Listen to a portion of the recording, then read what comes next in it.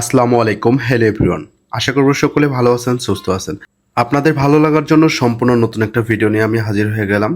আমাদের দেশ কৃষি প্রধান দেশ, তাই তো কৃষির উপর নির্ভর করে অনেক মানুষ তার জীবিকা নির্বাহ করে। ধান মাড়াই সিজন চলে আসছে, তাই তো কর্মব্যস্ত হয়ে পড়েছেন হাজারো মানুষজন। এখানে দেখতে পাচ্ছেন ধান মাড়াইয়ের জন্য ধান মাড়াই কল তৈরি করা হচ্ছে, আর এই ধান মাড়াই কলের প্রস্তুতির সম্পূর্ণ ভিডিওটা আপনাদের সামনে ব্যাখ্যা করার জন্য চলে আসলাম। এখানে যারা কর্মচারীরা কাজ করতেছেন দৈনিক 40 থেকে 50 পিস ধান মাড়াই কল তৈরি করে থাকেন। এটা সম্পূর্ণ প্রসেসটা আপনাদের সামনে ব্যাখ্যা করতে চলে আসছি। দেখতে পাচ্ছেন তারা পুরাতন ড্রাম, যে তেলের ড্রামগুলা থাকে সেই ড্রামগুলা থেকে রিসাইকেল করে কিন্তু তারা এটার পাটাতন তৈরি করতেছে। এরপরে কাঠের উপরে লোহার মোটা তার দিয়ে তৈরি ভি আকৃতি এটাকে গাঁথা হচ্ছে কাঠের উপরে। দেখতে পাচ্ছেন কত সুন্দর করে মনোযোগ সহকারে এই ভাইটি এই কাজটি করে যাচ্ছেন। প্রতিনিয়তই কিন্তু এই কাজটি তারা দক্ষতার সাথে করে থাকেন। তারপর এই ধাপে কাজ শেষ হয়ে গেলে সেই কাঠগুলাকে একত্র করে কিন্তু আবার রাউন্ড আকৃতির ডিজাইনটা তৈরি করা হয়। দেখতে পাচ্ছেন এই দ্বিতীয় ধাপে এই ভাইটি দুই পাশে সেই লোহার পাতগুলা দিয়ে কিন্তু একত্র করা হচ্ছে সেই কাঠগুলাকে। তার কারণ হচ্ছে এটার উপরে ধানগুলা মাড়াই করা হবে।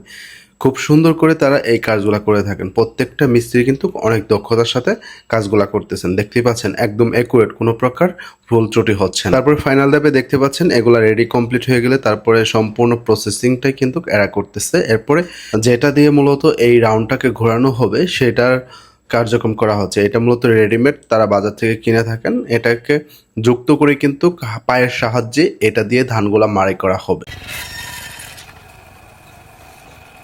তারপরে এই যে ফাইনাল ফিনিশিং কাজটা করা হচ্ছে, আসলে প্রত্যেকটা ধাপে এক একজন করে মিস্ত্রি কাজ করতেছেন, যার জন্য কিন্তু দৈনিক 40 থেকে 50 পিসের উপরে তারা এই মেশিনগুলো তৈরি করে থাকেন। বর্তমানে কিন্তু এই মেশিনগুলোর চাহিদা অনেক হারে বেড়ে যাচ্ছে। তার কারণ হচ্ছে কেউ আর এখন হাতের সাহায্যে ধান মাড়াই করতে চাইতেছে না। তার কারণ সেটাতে অনেক পরিমাণ পরিশ্রম, আর এটাতে পরিশ্রমের সংখ্যা খুবই কম, যার কারণে কিন্তু সকলে এটার প্রতি ধাবিত হচ্ছে। আর গ্রাম বাংলায় এখন খুব সহজে এই জিনিসটা দেখতে পারবেন। তার কারণ হচ্ছে এটা খুবই অল্প একটা জায়গার মধ্যে আপনি ধান মাড়াই করতে পারবেন।